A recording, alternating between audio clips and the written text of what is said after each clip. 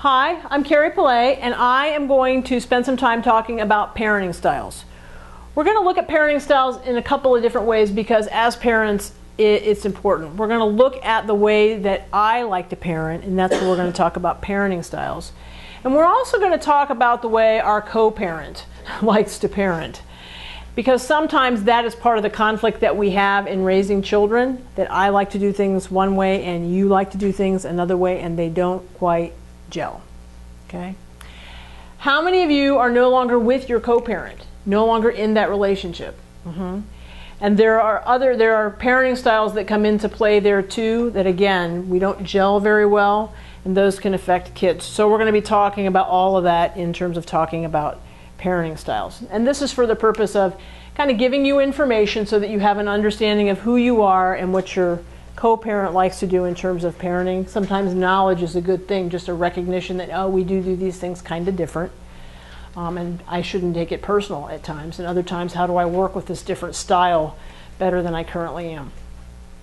So let's start first with parenting styles, how we tend to like to parent. I'm going to talk about three of them: general parenting styles, autocratic, permissive, and democratic. Okay? When we talk about an autocratic parenting style, autocratic parents tend to be rigid. They offer lots of structure. So think about autocratic as having lots of rules. Okay? When we think about countries that have an autocratic type of a government, it tends to be very rule regulated. You are required to obey the rules. It tends to be punishment based. So we have a lot of black and white. It's yes or no. There's not a whole lot of gray, and that's what some of our autocratic parenting styles look like too. It's very black and white. It's yes and no. There's not a lot of wiggle room or gray area kinds of stuff. Okay? And it tends to be regimented. That's just that particular style as an overview. When we talk about permissive parenting, here's the flexibility. These parents tend to be more spontaneous. They tend to be more tolerant of change, of mistakes, of children wanting to do things their way. They don't tend to have a lot of rules, so lots of times they also aren't providing a lot of structure because they kind of go with the flow. Okay. This one can be okay. Lots of times with this particular type of a style, though, the children are the ones kind of leading the family along because the parents are going to allow the children to make the decisions. They want the children to be happy, and so whatever the child is wanting in a given day may be what they're actually going to do without consideration for, is it a good thing to do? Is it the right time to do it? Can we afford to do it? That kind of thing. Okay. When we talk about democratic parenting, this one kind of is in the middle. And what I find with a lot of families are that we may be democratic, but we kind of have a shift either toward that autocratic or to the permissive side as a parenting style. When we talk about democratic parenting, we as parents recognize that we are an instrument in raising the children. We're part of their development, and in doing that, we have things that our children need to learn to do. The goal of us as parents really is to raise our children to be productive members of society. So as a parent, we should be looking long-term down the road. That's tough when they're 2 and not sleeping. And 3 and into everything, and 6 and don't want to eat broccoli. But the big picture is we are working with our children so that they can become a part of society. And so developmentally, we have to know where they're at along the way and work with them where they are. Children are not little adults. They are not little adults. Okay, they're children. They have to grow. Lots of times parents will start more on that autocratic way of being and move into democratic because of the developmental needs of children.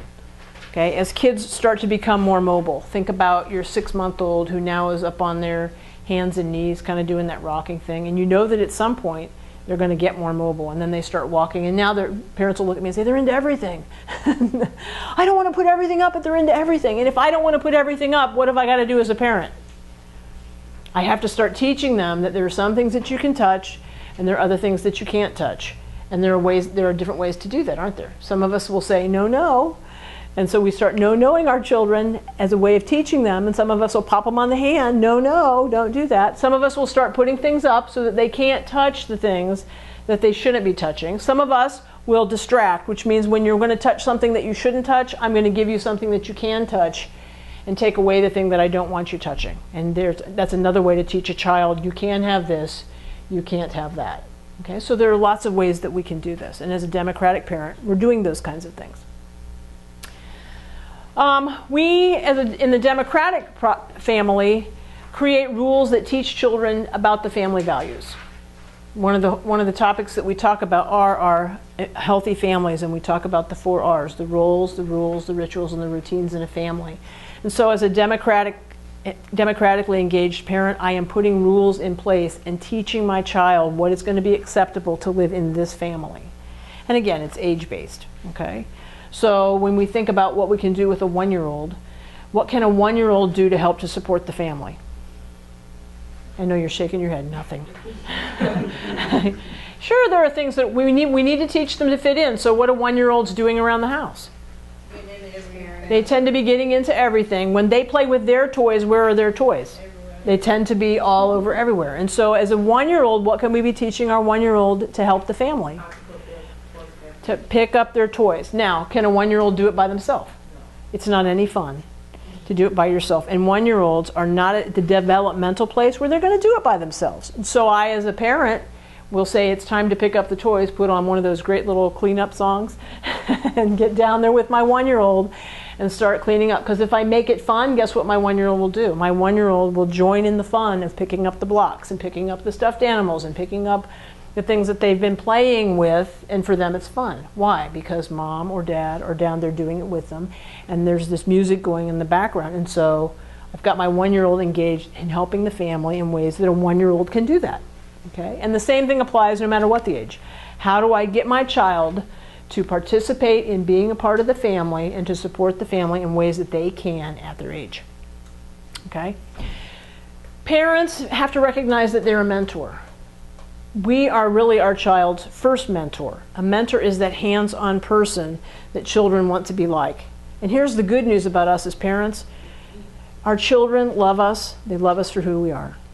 Okay? Your children have a big sign on you that flashes neon when other people are around. There's my mom. There's my dad. There's my mom. They're so proud of you.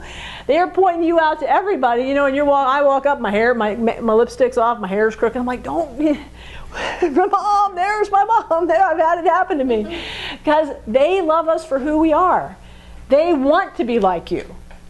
They want for you to be proud of them, and that will help them do what you ask them to do and learn to fit into the family for a long time, because they want you to be proud of them and they don't want to disappoint.